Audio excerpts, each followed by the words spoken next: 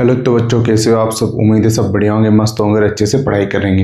यदि आप में से भी कोई 10th बोर्ड की तैयारी कर रहा है, 10वीं कक्षा पास करने की सोच रहे हो, बहुत सारे पास करने के लिए प्रयास कर रहे हैं, बहुत सारे टॉप करने के लिए प्रयास कर रहे हैं, लेकिन आप भी टॉप कर सकते हो, ऐसी कोई बड़ी बात नहीं है। तो आपको इन चीज़ों का अपनी पढ़ाई में ऐड करना होगा।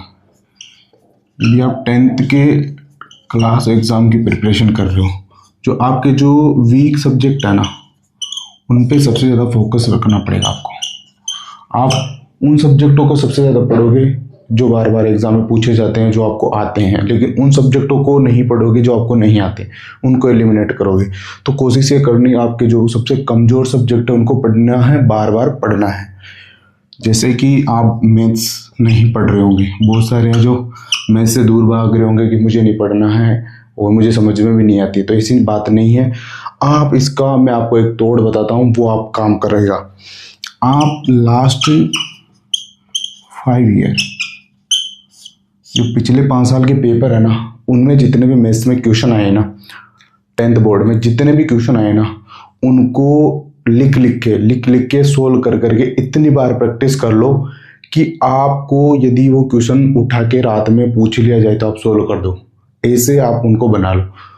इनमें से आपके लास्ट 5 साल में से क्वेश्चन मिलेंगे, कम से कम 10 से 11 क्वेश्चन यहीं से आएंगे, इसी पैटर्न पे आएंगे। ठीक है, तो ये प्रैक्टिस आप यहाँ कर सकते हो। इसको जितनी प्रैक्टिस में लाओगे उतना ज़्यादा आपको याद होगी, चीज़ें समझ में आएगी। और सभी सब्जेक्ट के लास्ट 5 साल के जो पेपर है ना, उनको लिख के प्रैक्टिस करनी है। उनके जो क्वेश्चंस है ना, उनको इतनी बार लिखना है, क्वेश्चंस की इतनी प्रैक्टिस करनी है कि वो क्वेश्चन आपको याद हो। जैसे आप कहीं भी जा रहे हो तो उनको इतनी प्रैक्टिस करो जब आपको वो आपके दिल दिमाग में सेव हो जानी चाहिए। लास्ट 5 साल की क्वेश्चंस, यदि आपने ये 5 साल की क्वेश्चंस याद कर लिए ना, तो 100% की आधा जो 50% आपका पेपर है ना, वो इनमें से ही बनेगा, इन्हीं से क्वेश्चन मिलेंगे। और इनको इसे याद करना है कि आपको कोई भी पूछ ले, लेकिन आपको आंसर क्वेश्चन दोनों याद होने चाहिए।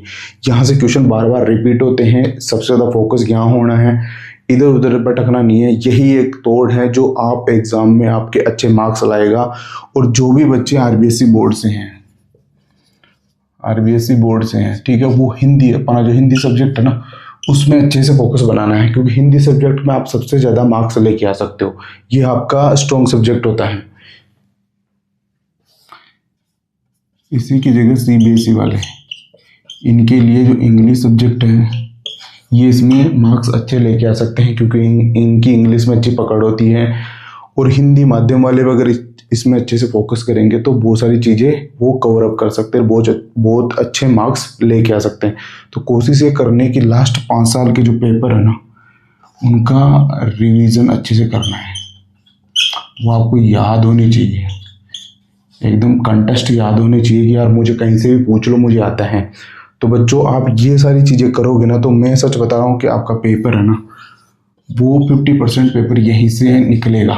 अगर जिसको ये 5 साल के पेपर याद है ना, कंप्लीट याद है ना, जिसको भी 5 साल के पेपर, उसको सारे सब्जेक्ट के उसको क्वेश्चन आंसर सहित याद है ना, तो वो जो सारे पूरे साल पढ़ाई कर रहा है, जो 1 साल पढ़ाई कर रहे हैं, उससे आगे निकल जाएगा,